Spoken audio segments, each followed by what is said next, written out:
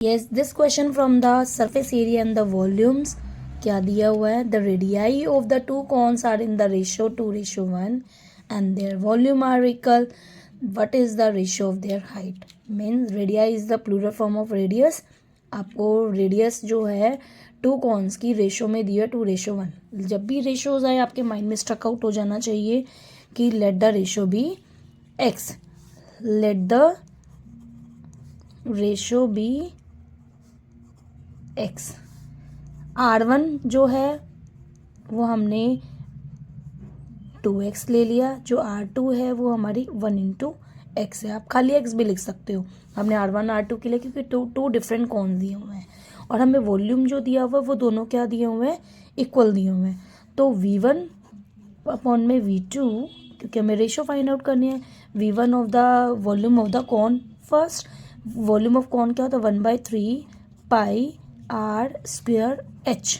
यहाँ पर हमारे हाइट भी अलग है और R1 भी क्या है, अलग है.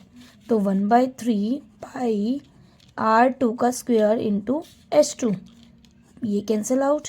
मीन्स आपका क्या आ गया, R1 का स्क्वायर इंटू H1, R2 का स्क्वायर इंटू H2. R1 का स्क्वायर मतलब इसको 2 टाइम्स करना है, 2x का स्क्वायर, और H1 हमें निकालना, फाइंड आउट करना है H1 और H2 की रेशो क्या है. और ये क्या है, 1x1 का square into H2.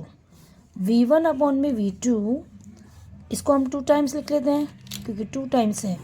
1x into 1x into H1 upon में H2. यहाँ से कैंसिल आउट हो गया x से.